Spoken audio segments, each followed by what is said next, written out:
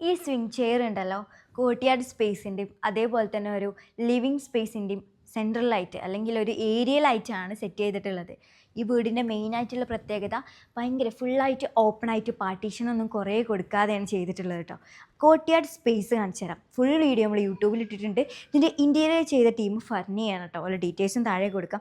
അടിപൊളിയായിട്ട് ചെറുതായിട്ടുള്ള ഒരു കോർട്ട്യാർഡാണ്. നാച്ചുറൽ ആയിട്ടുള്ള ലൈറ്റ് മാക്സിമം കിട്ടാൻ വേണ്ടിയിട്ട് ചെയ്തിട്ടുള്ളത്. മുകളിൽ റൗണ്ടിൽ കൊടുത്തിട്ട് അതിൽ ഇൻഡസ്ട്രിയൽ വർക്ക് പ്ലസ് ഗ്ലാസ് കൊടുത്തിട്ടാണ് ചെയ്തിട്ടുള്ളത്. ആർട്ടിഫിഷ്യലും നാച്ചുറൽ ആയിട്ടുള്ള പ്ലാന്റുകളൊക്കെ അറേഞ്ച് ചെയ്ത് വെച്ചിട്ടുണ്ട്. ഇവിടെ ആയിട്ട് സ്വിംഗ് ചെയർ വരുന്നുണ്ട്. പിന്നെ ഈ ഒരു സ്പേസ് നല്ല വിശാലമായിട്ടുള്ളൊരു സ്പേസാണ്. 500x530 കേട്ടോ അതിൻ്റെ സൈസ് വരുന്നത്. നല്ല ബീച്ച് ആൻഡ് ഒരു ബ്രൗൺ കളർ സോഫ അറേഞ്ച് ചെയ്തിട്ടുണ്ട്.